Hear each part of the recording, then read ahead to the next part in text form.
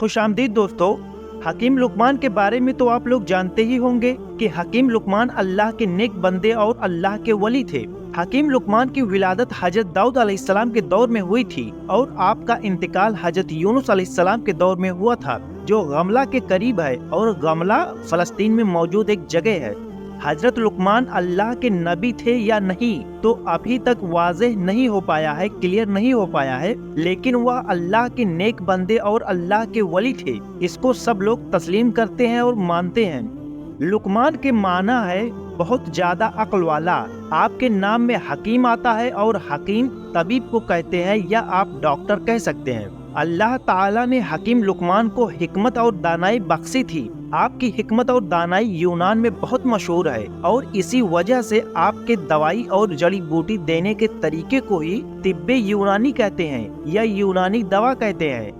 कुरान पाक में अगर किसी चीज का जिक्र आ जाए तो वह चीज बड़ी आजमत वाली हो जाती है और उसका वकार पहले से ज्यादा बुलंद हो जाता है, मगर यहाँ तो अल्लाह ताला ने हकीम लुकमान के नाम से ही एक पूरी सूरत ही उतार दी। इनके हिकमत और दानाई के बहुत सारे किस्से मौजूद है। इनमें से एक किस्सा आज आप लोगों को सामने मैं पेश कर रहा हूँ।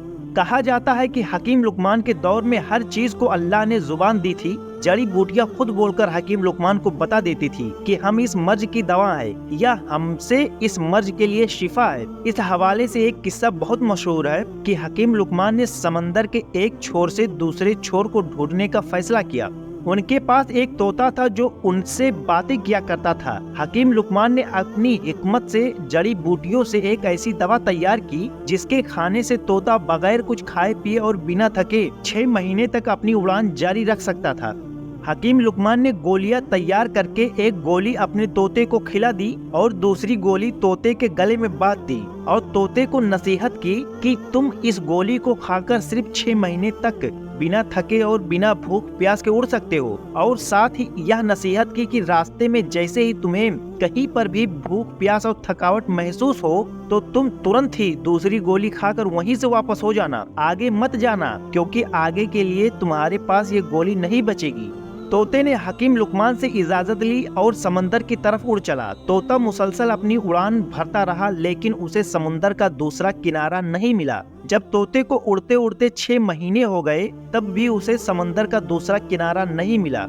अब उसे भूख और प्यास महसूस होने लगी, थकावट का भी एहसास होने लगा, मगर जहाँ तक वह जा चुका था वहाँ समंदर का किनारा तो दूर, कोई पत्थर या चट्टान भी नहीं मिला था कि उसके ऊपर बैठकर वो सांस ले सके। थोड़ा आगे जाने के बाद आखिरकार समंदर में एक चट्टान नजर आई। तोता उसके ऊपर जाकर बैठ गया। दरअसल वह चट्टान नहीं बल्कि एक बहुत बड़ी मछली थी, लेकिन तोते को अभी यह नहीं पता था कि यह चट्टान नहीं बल्कि एक बड़ी मछली है। थोड़ी देर में उस मछली ने हरकत की तो तोता बहुत हैरान हुआ और परेशान हो गया। वह यह देख रहा था कि ये चट्टान हिल क्यों रही है। जब मछली ने अपना मुंह बाहर निकाला तो वह मछली भी इस तोते को देखकर हैरान हो गई और इस तोते से बात करने लगी, क्योंकि उस वक्त अल्लाह ने हर चीज को जुबान दी थी।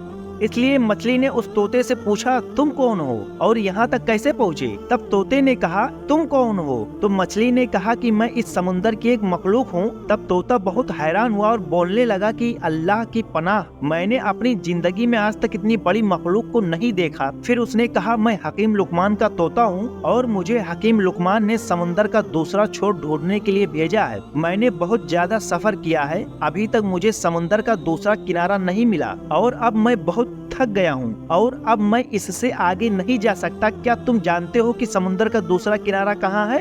तब मछली ने कहा कि मुझे पहले यह तो बताओ कि तुम यहाँ तक पहुँचे कैसे? ना तो यहाँ पर कोई पहाड़ है, ना कोई जंगल है और ना ही कोई दरख्त है जिस पर तुम बैठकर आराम करते और यहाँ तक पहुँचते।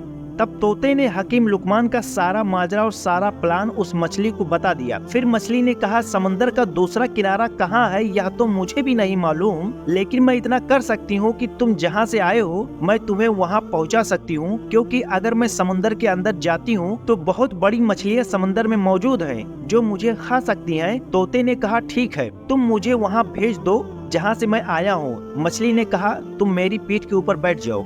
तोते ने ऐसा ही किया, मछली के पीठ के ऊपर बैठ गया और फिर मछली ने पलक झपकते ही उस तोते को उस जगह पर पहुंचा दिया जहां से वह चला था। तोता यह देखकर कहने लगा कि मुझे तो 6 माह लगे थे वहां तक पहुंचने में और तुमने तो पलक झपकते ही मुझे यहाँ तक पहुंचा दिया।